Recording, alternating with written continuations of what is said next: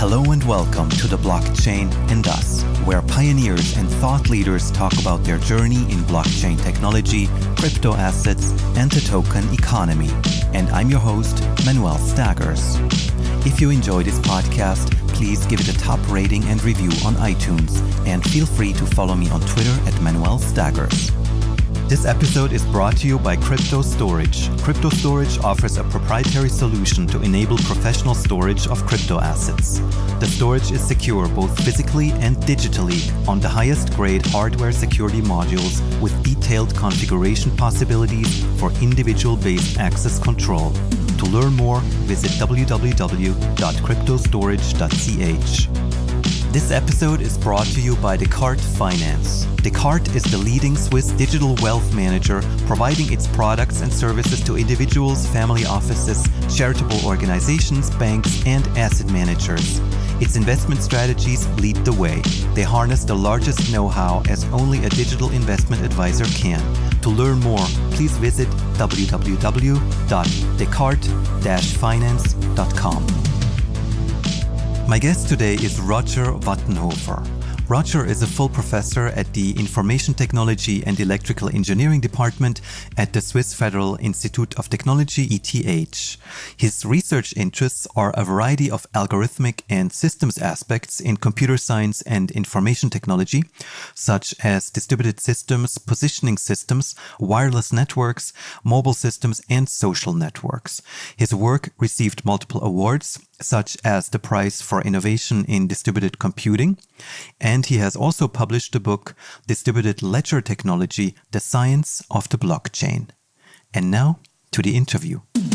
Hello, Roger, and thanks a lot for taking time. Thanks. Hi, Emmanuel. How did your journey into this whole blockchain field begin? All right. So for me, it began like for most people, I guess, back then. It was with cryptocurrencies. I learned about Bitcoin basically when it came out, but I kind of ignored it back then. I thought it's nice that somebody did that, but it's basically an old idea. And then really something like 2012, I would say, I had a PhD student, and he convinced me that this is more than just fun and games, that this is actually something which is worthwhile to do in academia. And then this PhD student convinced you to work on his PhD in Bitcoin? Yeah, exactly. So his PhD was about Bitcoin then. And, as I said, initially I told him to do something else, but he really convinced me that this was the right thing. And I became, quickly hooked about it. And maybe 2013 or so, we wrote the first paper about it. And he was maybe the first PhD student in the world who, on the technological side, did a PhD on Bitcoin and cryptocurrencies. Mm-hmm. That was Christian Decker. It was Christian Decker, right. What was the convincing argument for you when you read that white paper? Not so much the paper, I would say. The paper was a clever mix of techniques that were known before. But this package seemed new in some ways, and it seemed also to have some problems still. So that's usually when researchers get excited, right? You read something, it's not perfect, you think that there's a problem there. And this is also why I never bought Bitcoin back then personally, because I always felt there's a technical problem here and there's a technical problem there.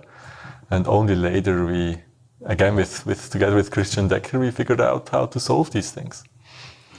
And now, I wish I should have bought Bitcoin back then. Recently, I saw you had a presentation about the 10th birthday of Mr. Nakamoto or something like this, it was called. Right, yeah. So the paper came out in 2008. Now we have 2018, so it's really 10 years since this. Well, now it's still early in the year and that was late in the year, but who cares so much?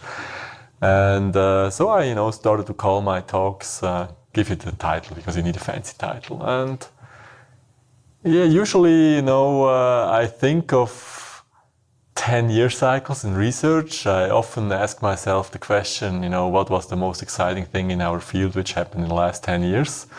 I probably can still use that this is one of the most exciting things which happened in the last 10 years, but soon enough, it's not there anymore, I guess. But it took many years, of course, to take off. It's not like the iPhone, which came out and then, made such a huge splash in society immediately. After 10 years, you can say it's it's now well understood and not research anymore. But for blockchains, maybe a few more years might be exciting, and then it's something that people just accept. What, in your view, what have we learned in these 10 years? So I personally, I was very surprised how much this whole thing, took off, how important it became. It's, in many ways, I've done a lot of research in my life on different areas, and, people are always interested in what we are doing. But this is, an order of magnitude higher than anything else I've done so far. So, I still get basically emails every day about people who ask questions and want to collaborate and whatnot. So it's, and with other topics, I get an email every month or something, right? I'm already happy if this happens.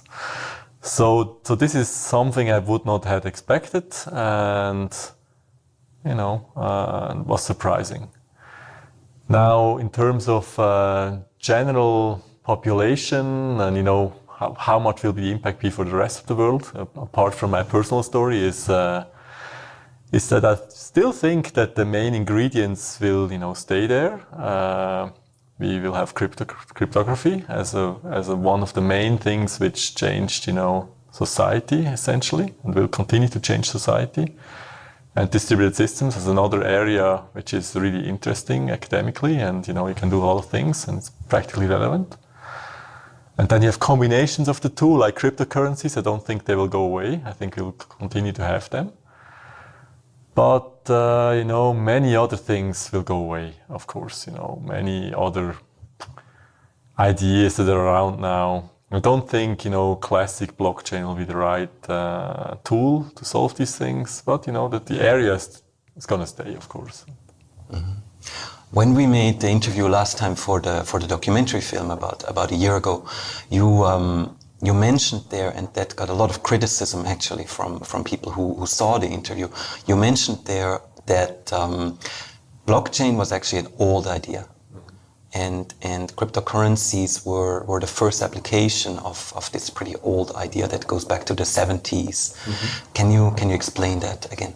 Right. So I'm surprised that I got criticism for that, actually. So I personally never heard anything about that.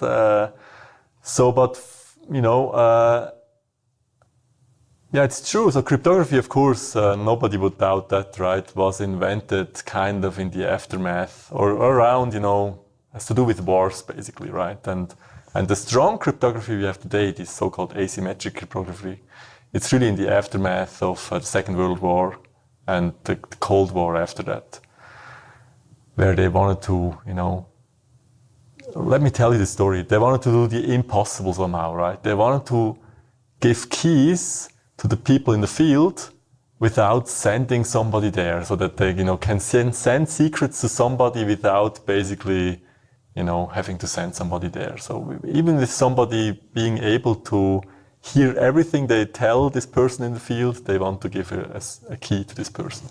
Sounds like absolutely impossible, and that was kind of the starting point, I would say, for today's cryptography. And this was really in the 60s and 70s of last century.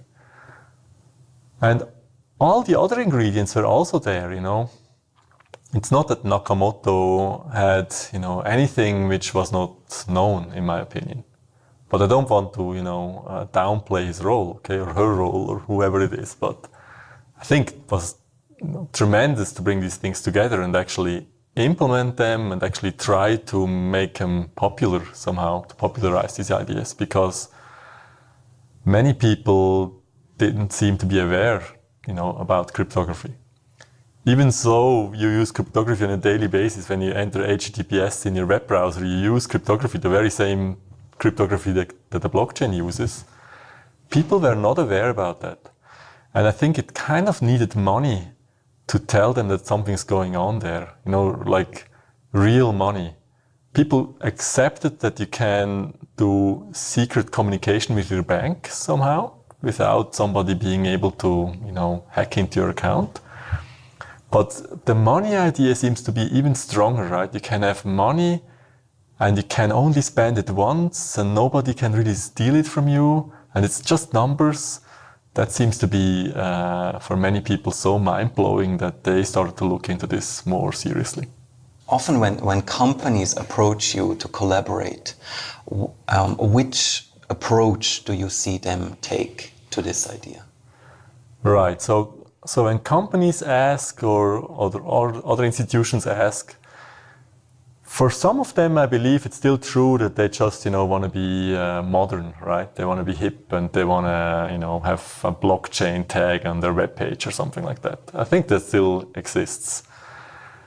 But maybe these times are gone now, so companies understand what they can use these things for and why they want to use it for.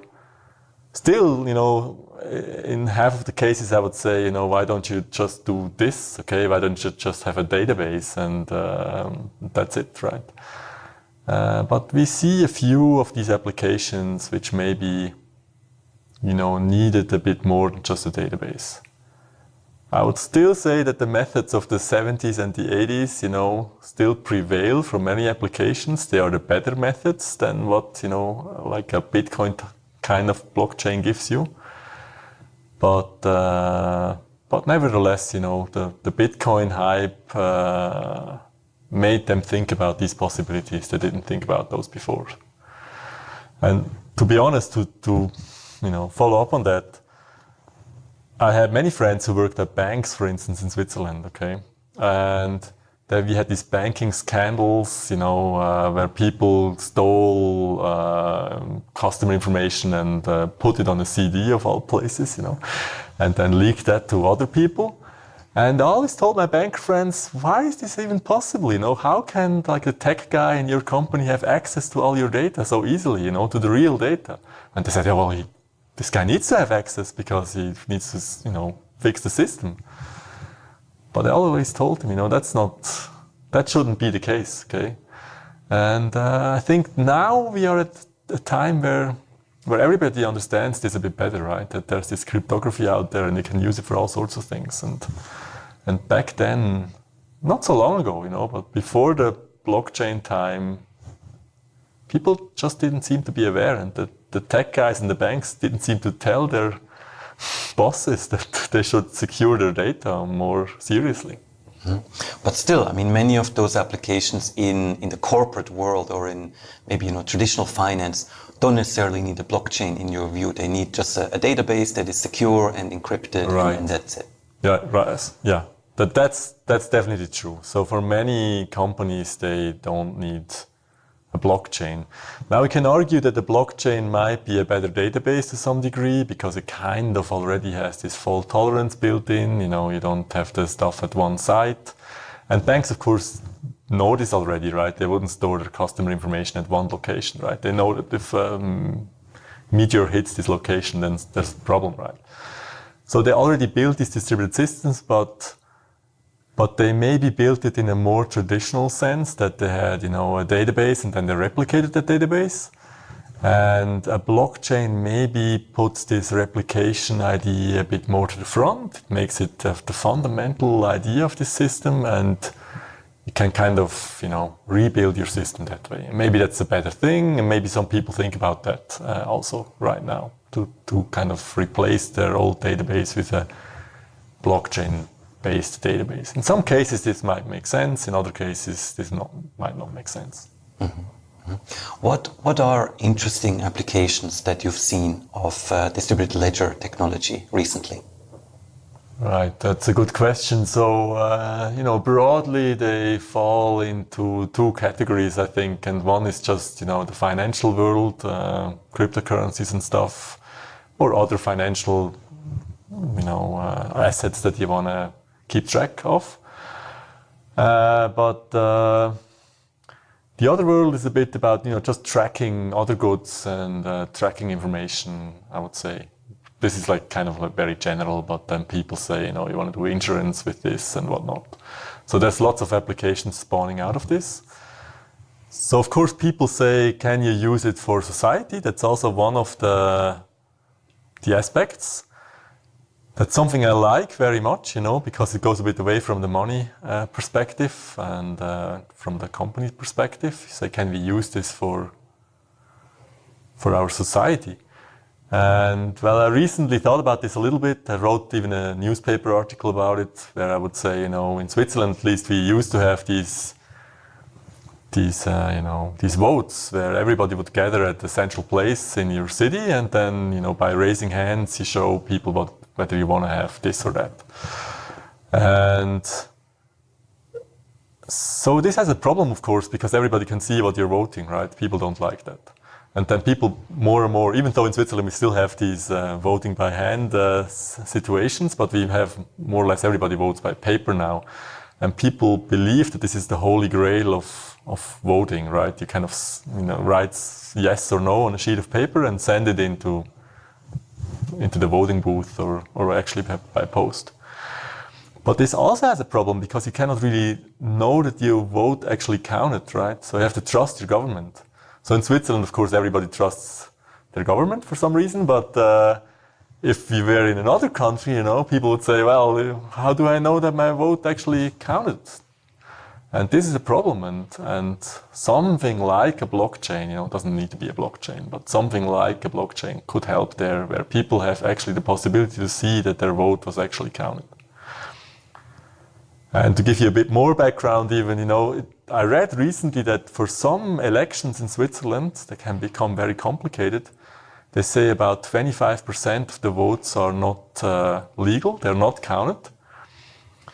And I don't know why, maybe instead of writing 35 names on the sheet of paper, people write 36 names on the sheet of paper, or they write the guy 3 times, or I don't know what, right? And then the whole thing doesn't count. And this is a problem, in my opinion, right? In my opinion, it's a problem that paper doesn't give you any feedback, right? It just sits there and lets you write things. However, if you did things electronically with an app, it could, of course, give you instant feedback. Or it could, you could tell what you want to vote for. You can say, I'm interested in this or that issue, and I feel this or that way about these issues. And for instance, I don't want any lawyers on my, on my ticket, and I don't want any people who are too big in companies, so to speak, on my ticket and whatnot. And there could be programs which help you to select your vote, right? You want to vote for. And so this could help us a lot. Or to give you another example, so recently we had this vote whether we want to continue to pay for the state television. It was like a huge thing in Switzerland. And if we did it by app, it's also possible with paper, but by app it's easier. Everybody could just submit the number, okay? Could say that's my number, that's how much I'm willing to pay for nationwide television. And then we could choose the median of those numbers, so that half the people would like to pay more and half the people would like to pay less. And we would have a real vote on how much you want to pay for this. So there's so many possibilities to do things electronically, to have a new kind of democracy. And I could go on and on with this, okay, so you have to stop me at some point. I think it's an interesting topic. And it's related to blockchains. But how exactly is it related to blockchains? Because before you said many applications can just have a database and they can be encrypted.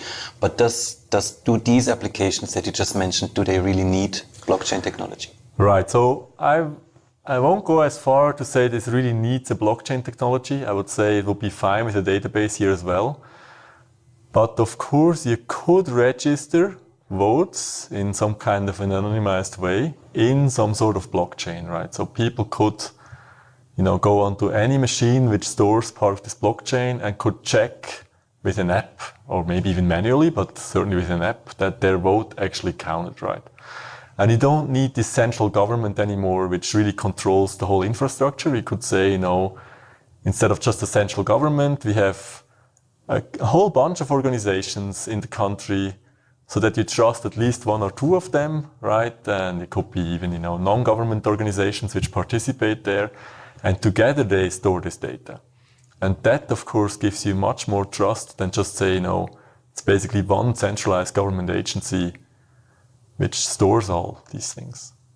As I said, for people in Switzerland, they don't even understand the argument because they trust the government so much that they say, why would I do that, right? But If I go to other countries, in North Korea, for instance, I think people would understand that that this is better. And now, of course, this needs to be anonymized, right? You cannot, just write your plain name in there saying, this guy voted yes for this issue. Then you're back to, raising your hand, and even worse.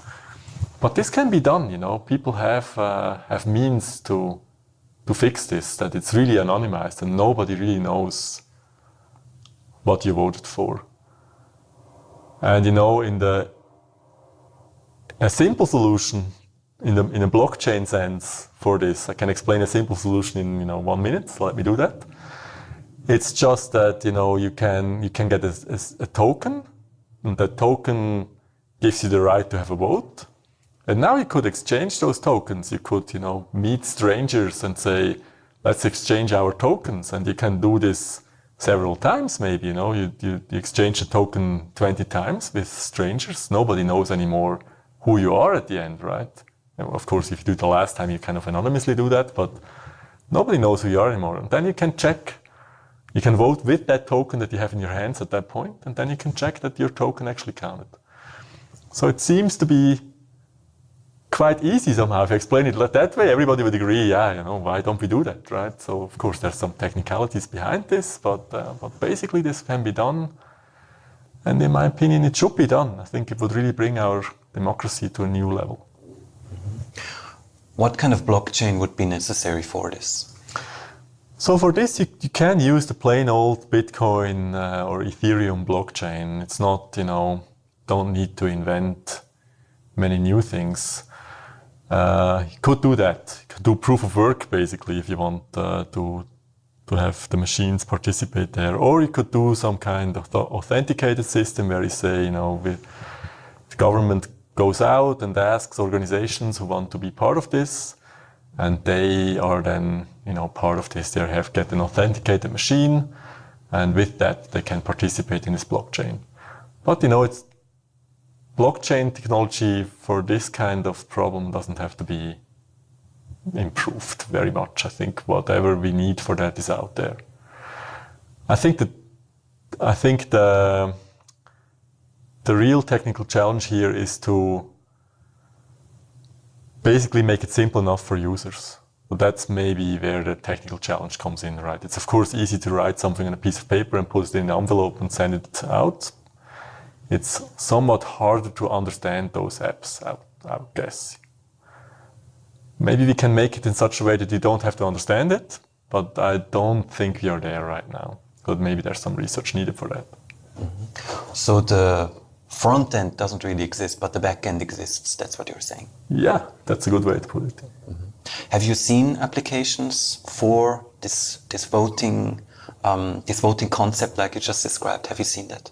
Oh, it exists. Even in Bitcoin, it exists, right? So in Bitcoin, when some people want to know what is the opinion of other Bitcoin users about some issue, then they do this. They say, whenever you add a block to the blockchain, we specify some bit, and with this bit, you're going to signal how you feel about things. This has been done many times, and so it's not something which is impossible. Of course, in Bitcoin, then who is voting? It's the miners, right? And a miner who is very rich and has a lot of mining equipment, of course, has much more votes than a miner who has no mining equipment almost. So it's not a democracy. Of course, that's another problem we have to solve. We have to give, everybody his or her vote, his token, so to speak. But this exists, and many other ideas already exist. For instance, there's this thing called liquid democracy, where the idea is you can transfer your vote to somebody you trust, and as long as this other person or organization does a good job, you just keep trusting this organization. And at some point, if you think the organization voted the wrong way, you can just override this organization. So you don't even have to worry about it anymore. You just tell your beliefs and you put it in, give it to somebody where you think this person represents your belief system very nicely. And that's a big difference from now, where we just vote every 4 years, and as soon as we voted, the politicians decide, I'm gonna support this other company nevertheless, right? I got this guy's vote now. I can do whatever I want, right? I can immediately stop such behavior. So it would be would have a tremendous influence on societies. And I think this is something Switzerland would be a very good place to think about that, because we already have this culture of, continuous voting about issues. I think once you have this, people understand this, and it would be possible to implement it here. Did you speak to the government about it? No. However, it's just a joke, but maybe I should say it. So I got an invitation by the European Commission the other day to talk about blockchain. And for me, this is, the European Commission and blockchain, it's like the opposite, right? It's like the total opposite of each other. And I told them I won't come, but then I thought about it again, should I actually go there and make a talk just how the European Commission is just the opposite of, having this open society and democracy somehow. They don't have it really, in my opinion. So it would be interesting to talk to them after all. So maybe I should accept this invitation. But I didn't talk with the Swiss government about this. But to be honest, there's many things going on in Switzerland. For instance, there's an idea to have a larger research project in this domain, and of course, this would be one of the main topics people would study. And then this connection to the government would be very immediate and very obvious. And so I don't have to talk to them right now. You're beginning now with these pilots for ID, right, on the blockchain. I mean, what's your view on that? So for many of these applications, it would be important that you know who you deal with, right? So especially if you want to cast votes, I think it would be important that you have real people who cast the votes and not just machines. And for this you need IDs. And it's also a good research area how you do that. How to have IDs that you maybe multiple IDs so that you can, depending on the context, you can use one or the other. Or I like the topic. Yeah. Mm-hmm. But does that application really require blockchain technology, or is that just another case, also just encrypting and database that would be sufficient? I don't think nothing requires a blockchain. Okay, so that's always true, but sometimes it helps. Okay, does it help here? It might help because blockchain, as I see it now, it often stands for this idea that the data is open somehow, that everybody can check whether the data is correct. And maybe that would help, right? If the government just, has a database with these ideas, then you have to trust the government again to an extent which is not healthy in some countries. But I always assumed that this is given for the things I have done so far in this domain. But this is something that people really should look into. When you present blockchain technology or your views on how to use it to people who have never heard of it, for example, before you mentioned the European Commission, so I'm sure there's not too many blockchain experts there. What are the reactions you usually get? So the time now that people haven't heard of it it's almost vanishing. So everybody has heard the term, of the people I talk to at least, and they often have an idea what it is. Well, I think they think of it as a database, which is not so wrong. I think they think of a database, maybe they think of a public database where everybody can look into or so. Which is, pretty much right on the spot, right? What I often do is I explain them also a bit of cryptography, explain them a bit how this works. There's a lot of math involved with that, so don't get me wrong. This is very complicated and I cannot explain that, but there's easy ways how to explain that with colors and whatnot, and I do that. So I explain cryptography with colors and they understand that to some degree. And I explain them a bit sometimes what the problems of Bitcoin are, why it's so complicated and these kind of things. And they also are surprised by that. So there's some things which surprises them. And I also explain them, I would say that, that there's not one single blockchain in my opinion. Blockchain is a high dimensional beast and you can have trade-offs there. You can have more security and more privacy and more efficiency and more scalability and whatnot. And that probably also surprises some of them. They kind of think of blockchain as one thing, which is, always the same thing. So that's maybe the 3 biggest surprise points I see with people when I talk about these things. Okay. What are the most common misconceptions that you see them having?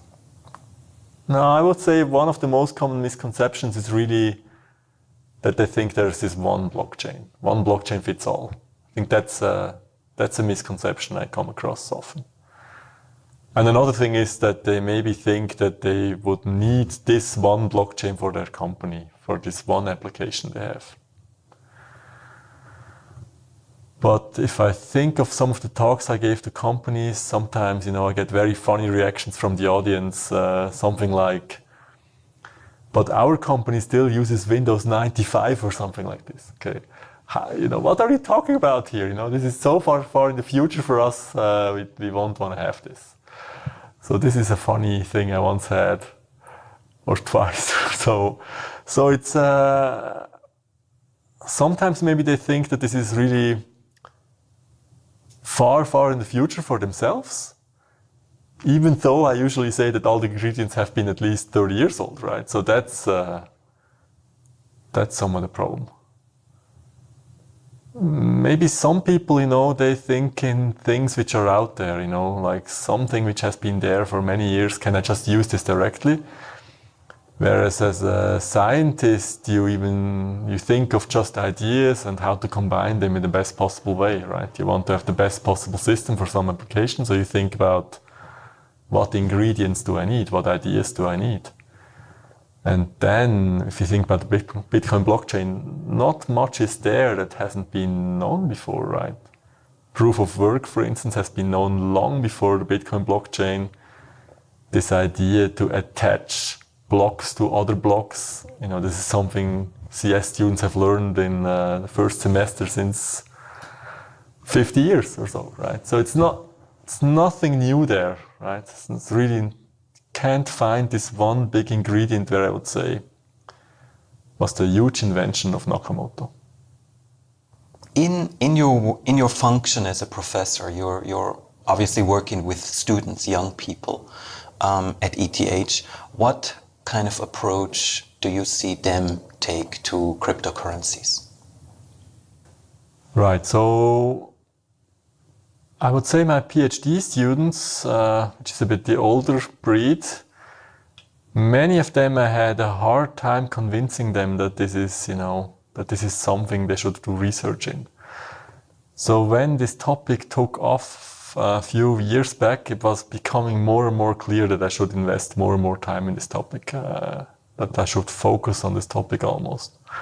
But I couldn't convince any of my PhD students to work in this area.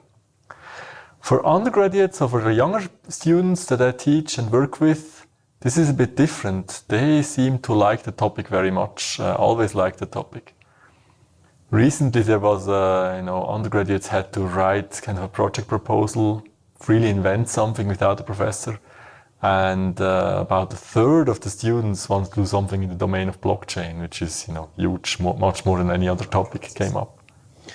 Do you think cryptocurrencies are here to stay?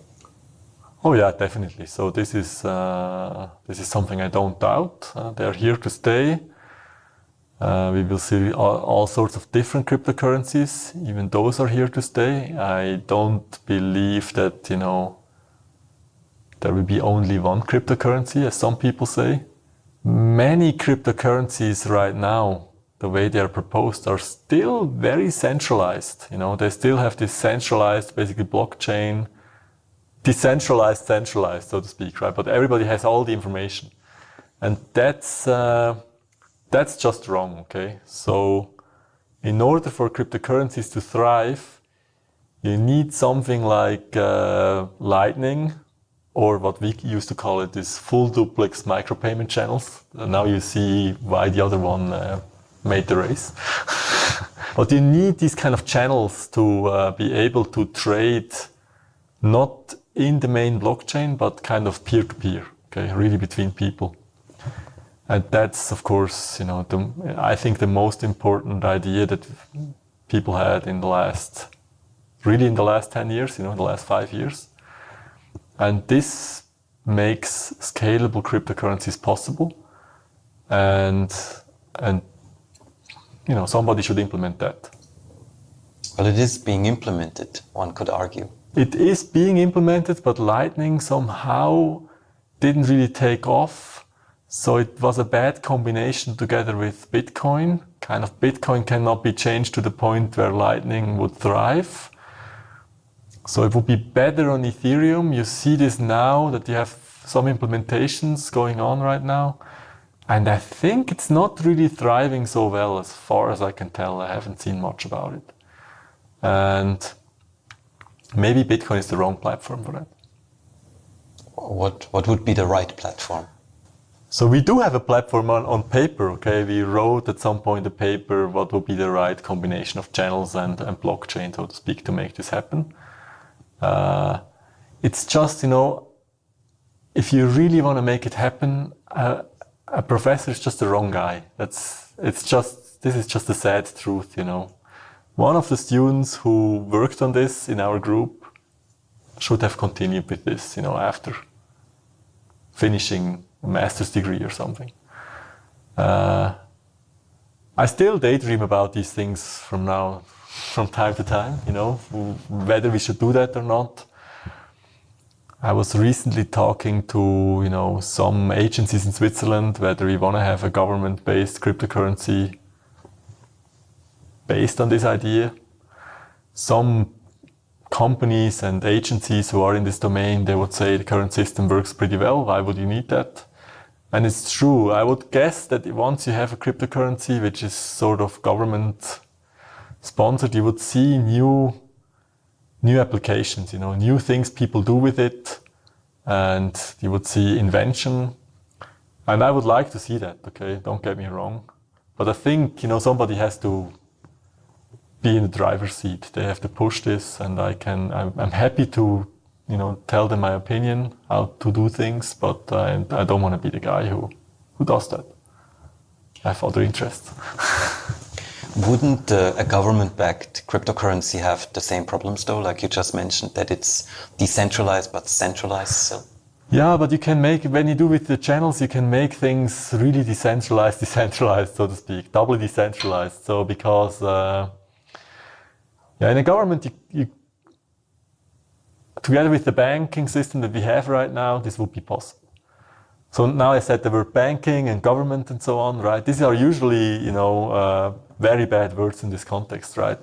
Bitcoin lovers would say, well, are you now working for the devil or something, right? So for me, I don't see it that way, right? I see technology and it can be applied in various ways. But you really need a reason why you do it, right? And of course, money today is already electronic, right? The only difference to my system is that, or our system, I should say, my group system, is that with this electronic money, there's still a lot of trust involved, right? Banks have to trust each other. They can kind of send each other emails, so to speak, simplified speaking, and, I send you tomorrow that and that money if you do this for me today.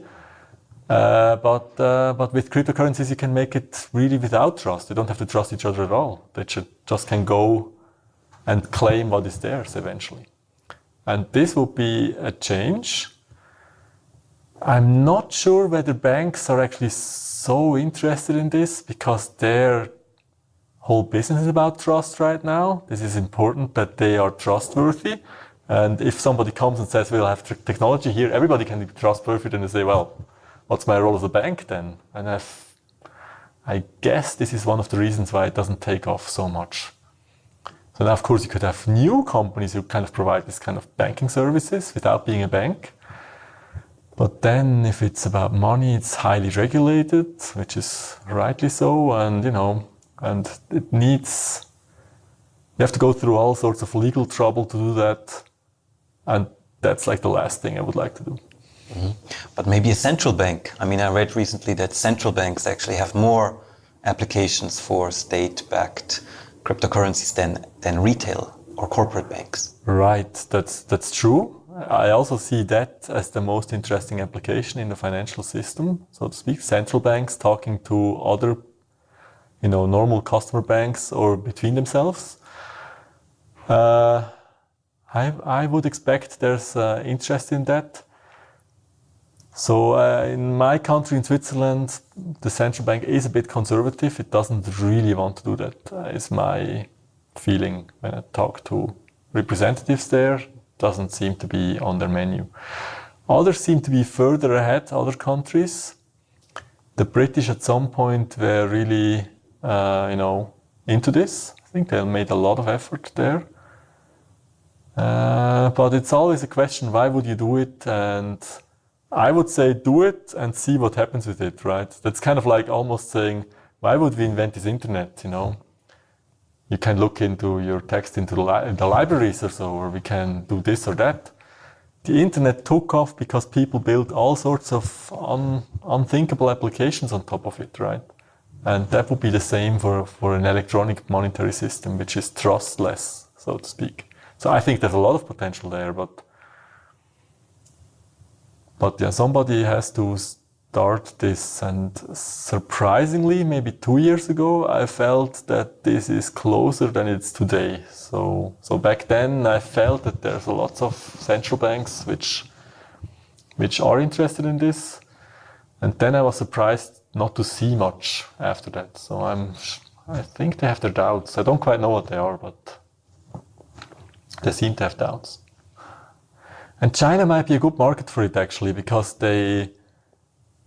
in China, you already have this situation where people don't use credit cards or money to make their payments, right? They use basically apps to pay for things.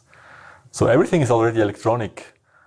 So now you could ask, what's the advantage of cryptocurrencies to electronic? And this is where it becomes interesting, right? If it's no big advantage and people trust each other that the system works and their money is safe, so to speak, then why would you need it? And that's a good argument, and I think maybe that's the reason why it doesn't really take off in China. China is very interesting, in many ways, because the miners are often from China, and now the Chinese government said we're not going to build the next power plant and then you just build a mining station next to it. We want to actually use it for economy, and it's an interesting country. Yeah. Let's take a quick break for a message from our sponsors. Crypto Storage is part of the Crypto Finance Group, providing services for professional financial intermediaries and therefore bridging the gap between traditional markets and blockchain technology. The storage solution offered by Crypto Storage raises market standards by introducing a new security paradigm, which features 2 layers of dedicated and redundant hardware devices. This setup allows for a dedicated, independent, and highly flexible multi-signature framework. All transactions can be independently reviewed and approved on a dedicated tamper-proof hardware. The hardware security module, the tamper-proof signing devices, and the tailored software solution are all developed by leading Swiss providers with vast experience in finance and IT security. To learn more, visit www.cryptostorage.ch. Descartes Finance takes tradition into the future, harnessing a combination of cutting-edge technology and personal advice in the service of your personal interests. Descartes cuts through the financial noise and focuses exclusively on scientific and evidence-based investing to give investors a better understanding of how to view the financial markets and provide them with the respective investment strategies. To learn more, please visit www.descartes-finance.com. That's DESCARTES-finance.com. Where do you see all of this going? What's the future of this whole crypto asset space?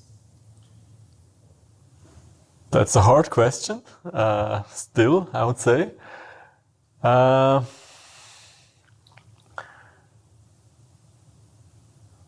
Some things changed in this area, in my country at least, right? So if you just go back like a year, I think it was pretty much the Wild West in Switzerland. Everybody could, do an ICO and get their money.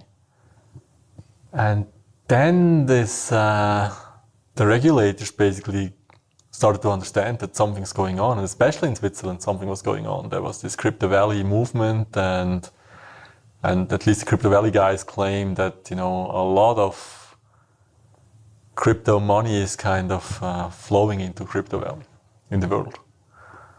And so the regulators started to look into this, and they started to do regulation. It's now much more complicated to do things. I think it becomes, you know, as regulated as everything else, which is to be expected eventually. I think regulators have, at least in Switzerland, they tell you they have this. They actually must not regulate things too quickly. That's what they say themselves, right? If something new happens, they have to give it a bit of leeway. They have to give it a bit of freedom at the beginning. But now that we have these $100 million companies in Switzerland, which are purely based on ICOs,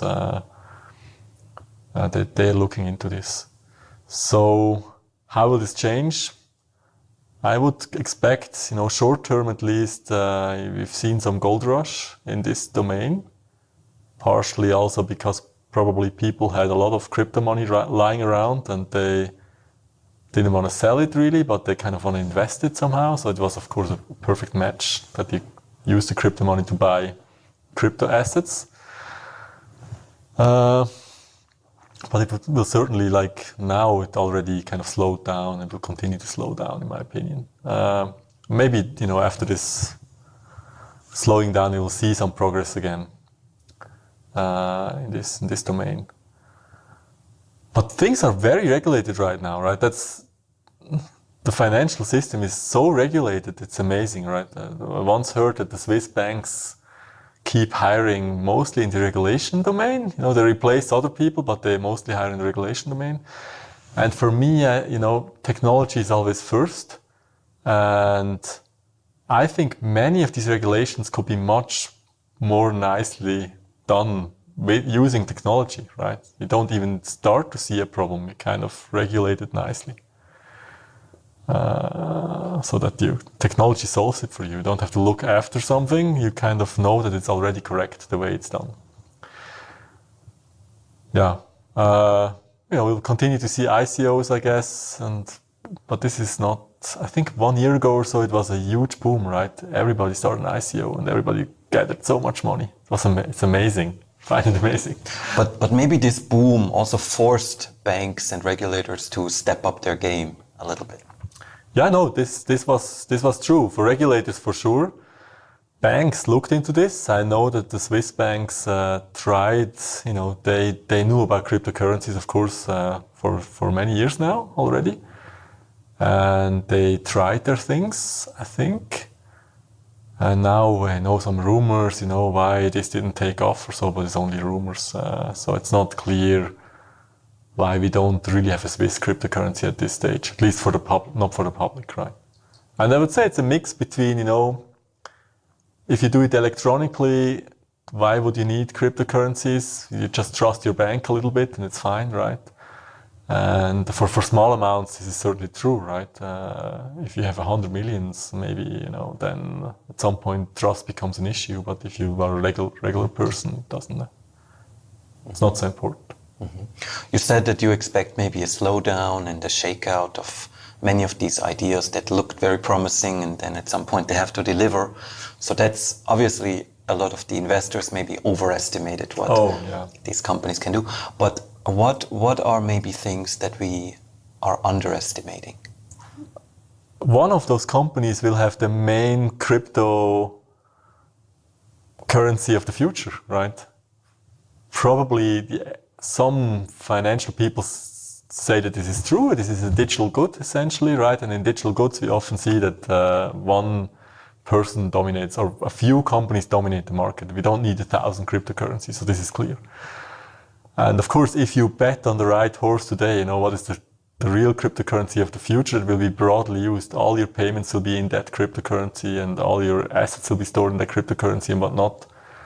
I think if you bet on that horse, you're still, you know, can't be underestimated, but what's that horse, first of all, and probably it's not even there in the race, right? It could be a horse that comes in the future. I think that's the reason why people continue to buy these cryptocurrencies, because they hope, if one is going to replace 50% of the global market in the money domain, then this will be a real winner, right? But it's not clear that any of the cryptocurrencies we have today is the right one. And many of them have a huge problem. I recently did for a newspaper, I did an article about energy consumption. There was these ideas flowing around for energy consumption. It's a huge problem, right? So, if you can save Switzerland's energy consumption by just turning off one cryptocurrency, do you know how much we do in this country to get our energy bills down? So it's amazing, right? So I think that's a huge problem as well. Not only for Bitcoin, surprisingly, also for others. So what you would need again is to have channels in order to bring the energy consumption down. And you probably don't want mining. That's why I say state-owned cryptocurrencies would be, the right way. What would you like people to understand better about blockchains?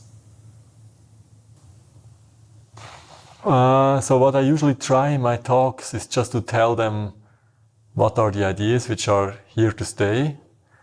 And I tell them, for instance, that this asymmetric cryptography is a thing, it will be staying. They always ask me, what are the applications? What kind of applications you see there? And I usually tell them, for instance, everything that needs signatures today is, something which could be disrupted by cryptography, essentially. And that's already a lot of deals and trades and negotiations we do, and all sorts, or voting I mentioned before, right? All sorts of things have to do with fixed signatures, and they're all prone to disruption there. That's the main, I think I can summarize it in this one sentence. Yeah. Do you get a lot of criticism for your critical views on cryptocurrencies? No, not at all. I think people accept that I'm a professor, and as such I'm supposed to be somewhat critical. I always said and continue to say that I'm not an investor in this, domain. I don't buy cryptocurrencies. I never bought cryptocurrencies. And as such, I can be very objective about it somehow. I think that's what some people would value, that I am somewhat critical. When I get invited to talks, I often get specifically asked to be critical about it, because maybe when they invite somebody who wants to sell something to them, they would always, hype it up and say, well, this is the next big thing and you should really invest in my company, right? So I'm not like that. I don't, apart from the advising for this one company, I don't, have anything to sell. So that's why I never see these things. Sometimes, I discuss with colleagues and we have very different opinions about some things. So I have colleagues which would say that me calling Bitcoin eventually consistent is totally wrong and it's the opposite of that. And I tell them, no, it's exactly like that. And we kind of disagree on the terms. But this has nothing to do with, supporting some kind of hidden secret plan agenda in the back. And you're not very deep in the Bitcoin only community. No, not at all. I mean, I used to be a bit closer with my first PhD student who worked in the Bitcoin domain. So he really worked in the Bitcoin domain and he was really interested in Bitcoin more than anything else. I mean, he knew that, of course, back then that the topic was bigger than just Bitcoin. But he was, his heart was with Bitcoin, I would say. Now I don't have... He's not my PhD student. He graduated successfully, got the medal for it. But I have currently 2 PhD students who are in this domain, I would say, and they are not interested in Bitcoin at all. So we now look at other things. And we're always critical about things. We try to push solutions as well, not just, in research, in my type of research, you have 2 types of things you can do. You can either show that how something should be done. Okay, here's a new solution, it's better than anything before. Or, maybe more surprisingly, you can show that something cannot be done. Okay, you can show that something has a fundamental flaw which cannot be fixed, okay? I could give you many examples of things out there where have fundamental flaws, okay? I don't want to do it because we haven't published it. But some things out there don't make any sense, okay? And one can show that they don't make any sense. And one can prove that they don't make any sense. And one can even more show that the problem is really not solvable, okay? That's something engineers don't like to hear, right? You can prove lower bounds or impossibility results that say, this is something you cannot do, it's impossible. Maybe there's a workaround, by doing something else, but if you formulate the problem formally, one can show it's impossible. And that's something, of course, companies would never do, right? They would always solve something. It's not that they want to show that, let's say proof of stake is a fundamentally flawed idea. Yeah. Mm-hmm. So you already criticized some of the ideas in cryptocurrencies and in blockchains, but what are maybe really fundamentally flawed ideas there? I think, I think the idea of having a centralized blockchain, kind of, everybody shares all the information, that's for many applications a fundamentally flawed idea. But we know that already for many years, but nevertheless, it doesn't keep people from just continuing to propose this. Yeah, I think, you always need these channels where you can do trades on the side, right? You don't want to have too much centralization. You always need channels on the side, things which don't go to the main blockchain. In my opinion, the main blockchain is just a trust machine. It should be there to kind of settle issues between partners, okay? So we have a channel between the two of us, and if we disagree, we go to the blockchain and tell, this guy, this Manuel guy tries to cheat me here, okay? So then we go to the blockchain. But as long as we are happily, doing trades together, we always sign these trades, okay? We always sign these trades so that, we can go to the blockchain eventually, right? You can prove that I signed something. You can prove that to the blockchain. But I think the blockchain is just there to settle these things, right? All other things should be without the blockchain. The blockchain is just this trust machine. It's like a court, okay? It's like an automatic electronic. We don't need a judge, okay? We don't need lawyers. We have proofs by digital signatures. This is an idea which is very important. It's very central to this whole thing. But I still think it's not there, okay? Even I told you 3 years ago we published these papers. I still think people don't understand these ideas and don't take them seriously. Maybe I should explain a bit more since you're asking. So it would really be like a banking system, okay? So you would have a channel to your bank, okay? And I'm a customer of yours, I have a channel to the bank, to my bank. It's not necessarily your banks, but maybe our two banks have a channel between them. So now, if I want to have a coffee, I tell my bank to give $2 to you essentially, and my bank would tell your bank that there are $2, and then you get you have it on your account, basically sitting there. But this is just, it's routes, like in the internet, messages route through kind of the banking system. It's exactly like in the internet. And that's how it should be done, okay? And the blockchain knows nothing about this. Basically, we just sign, I sign to my bank, give this guy $2, my bank signs to your bank, give this guy $2, and so on. It's just routed through this banking system. Only if somebody tries to cheat somehow, then you have to go to the blockchain. So it's important, of course, that these channels, they should be, they are basically initialized using the blockchain. The blockchain needs to know that, for instance, you have a contract with your bank or so, that you can be anonymized or something like this, right? But the blockchain needs to know. So in case later you say this bank is trying to, cheat me, you can go to the blockchain and prove that the bank is trying to cheat me. And you're as powerful as the bank in that moment, okay? This is a huge deal, in my opinion, in many ways, right? You could have a bank account with millions of dollars. If your bank goes bankrupt, so to speak, it shouldn't happen anyway, but if it goes bankrupt, you can basically go to the blockchain and say, I want my money back, okay? And the blockchain would give you the money. So now we start I'm opening a whole worm box here, okay? Because where is the money if the bank goes bankrupt, right? So, and this becomes, now we go into this area of who makes money and who owns money. And there's an initiative in Switzerland to vote about that. You've probably heard of that. Don't know the English term for it. So, in German, it's Vollgeldinitiative. Maybe I can say that sentence again. But so there's this idea of not having banks, customer banks, to generate money as it's done right now. Right now, customer banks would generate money. If you want to go there and want to have a loan, they would basically generate that money.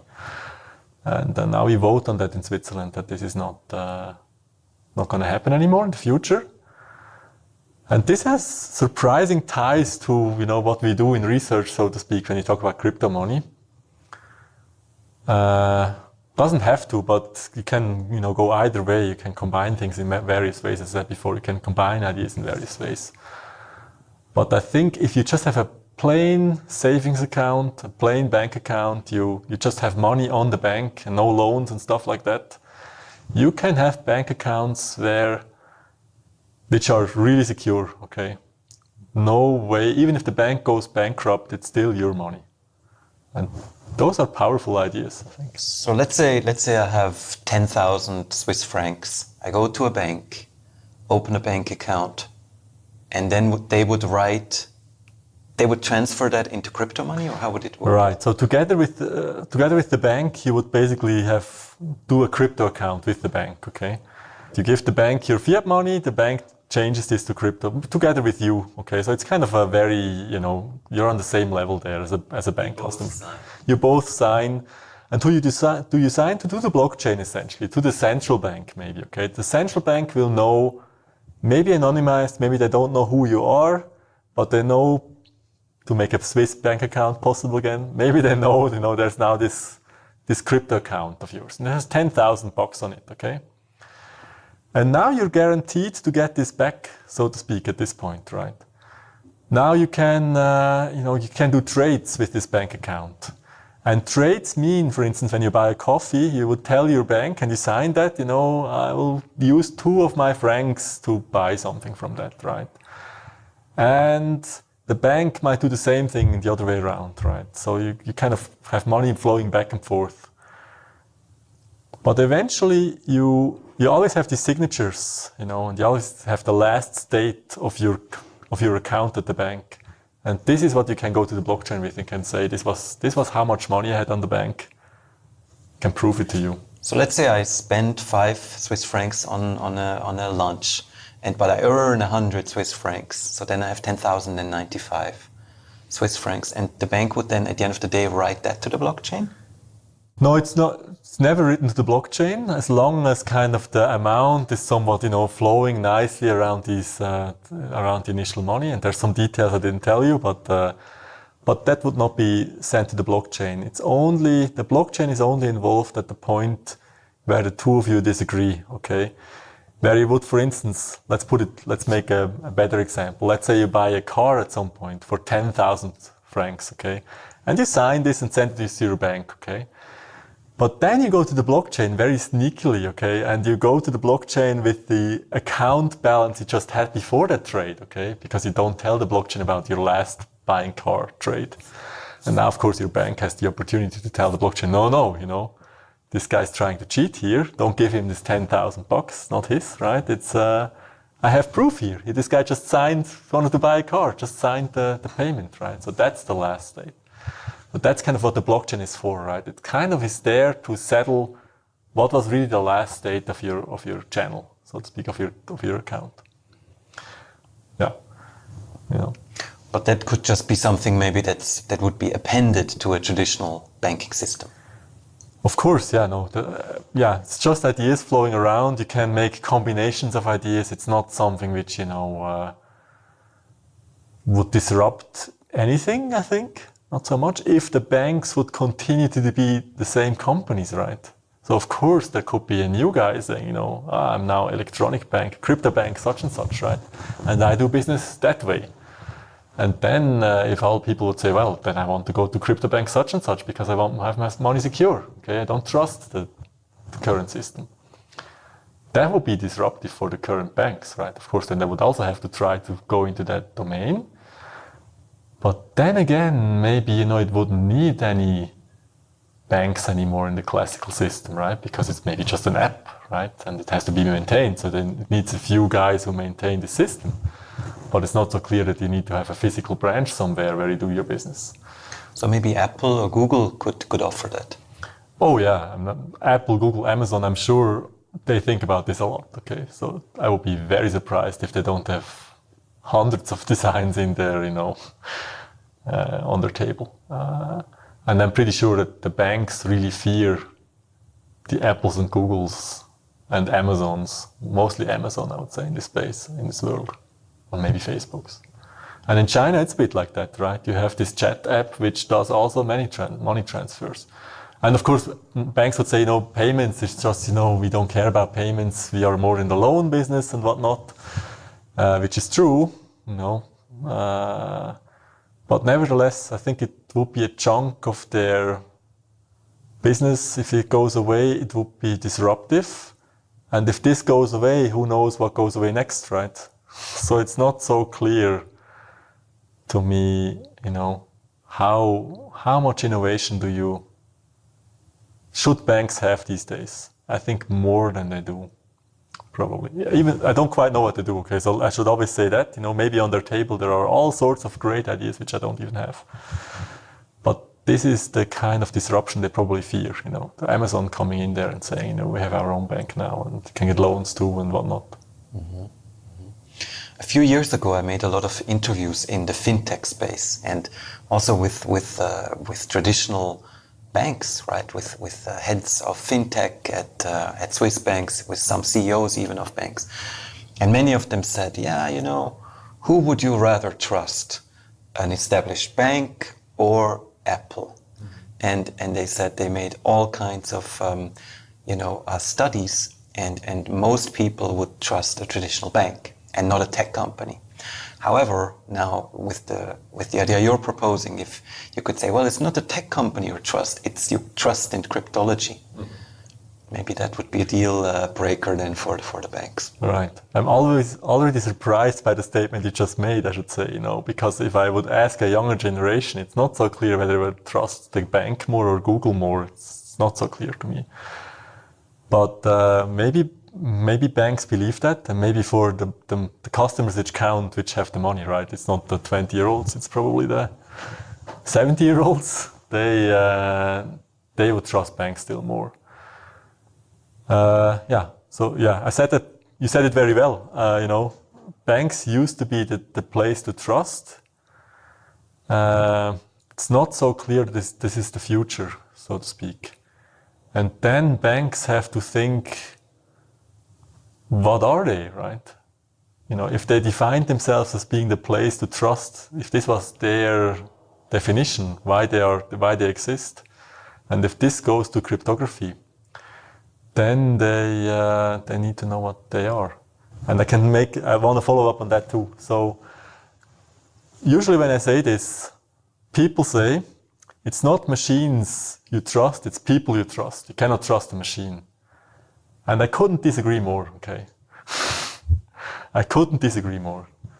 Sure, it's nice to have this pilot, and I trust the pilot and whatnot, but you also trust the machine pretty much already in your daily life, And I don't quite know how banks work internally, but I'm pretty sure that, the information about your bank account is basically just electronic information. I don't think it's actually, printed every time you do a transaction. I would be surprised if it's still printed every time you do a transaction. You trust the machine already to a high degree. So I don't think this people argument is the right argument, especially if you have code you can look at, not you, but let's say a professional look at the code and tell you that this is, trustable code. Why would you not trust the machine? I think I would trust it. Maybe that's one of those things that are so hard to understand.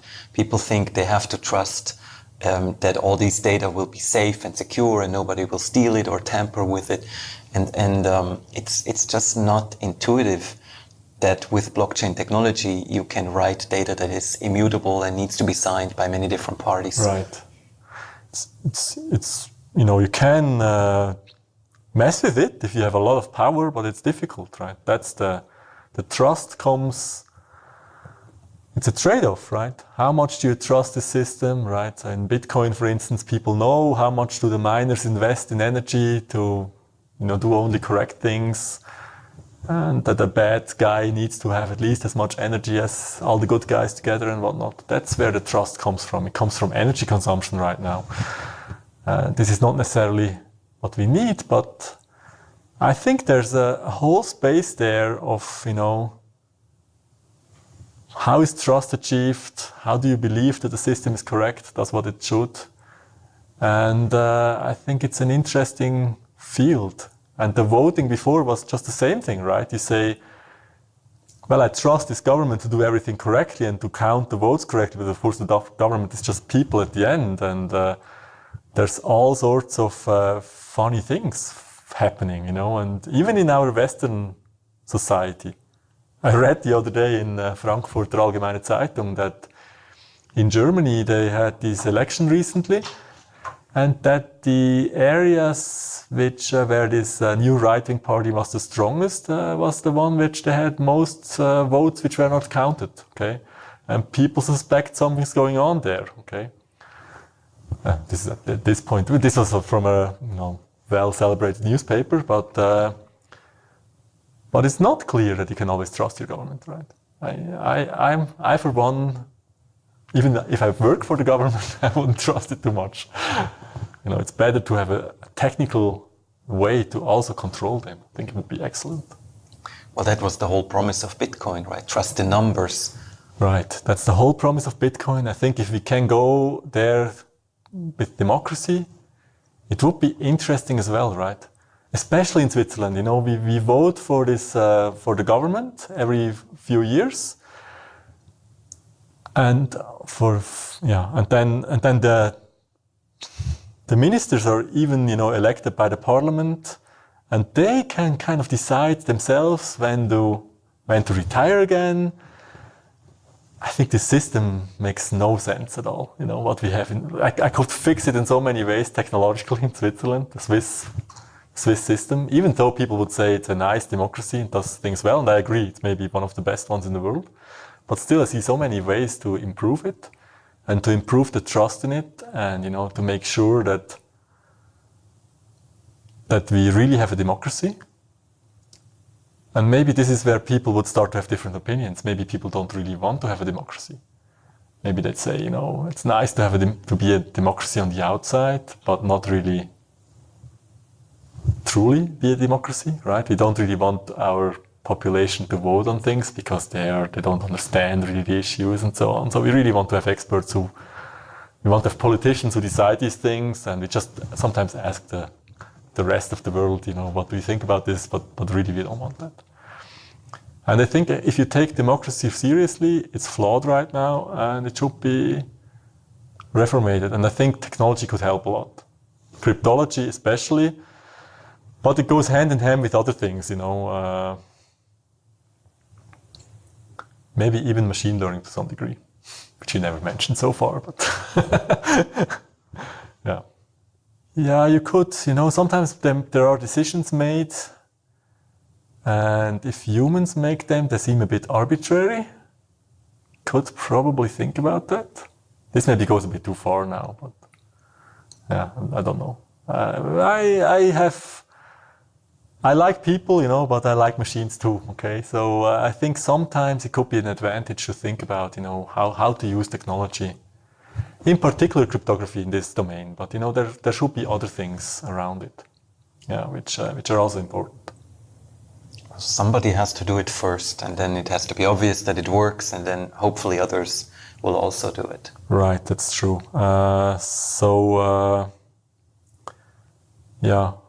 And even then, it's not clear that people will do it, right? Because if you're in power, that's great, right? If you're in power, that's what you want to be, right? Many people, they want to be in power. And they don't want other people to make decisions for them.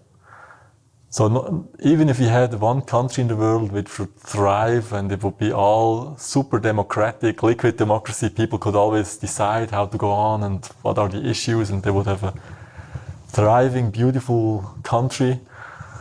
Other countries might not copy-paste that. They might think, I'm now in power. I'll do it the way I want to do, So it's not clear that good examples will be followed. No, I like to think about politics as much as the next guy, and I'm never quite sure, whether it's going the right way. I think, many things in Switzerland are provided by the government. They don't need to be provided by the government. It's not clear to me that you couldn't, why does the government need to know whether I'm married or not, for instance? Maybe they think married people raise children better or something like that. Actually, Swiss government is the opposite, because married people are charged more taxes than unmarried people. So for some reason, government seems to think that unmarried people are better than married people, or they just never updated their policies. But in many ways, I wonder about, how it works and, to what degree could it be made leaner, better. And from a technology point of view, there's a lot of improvement possibilities there. I think if companies would be run like that, they would not, sustain very, very well, because it's often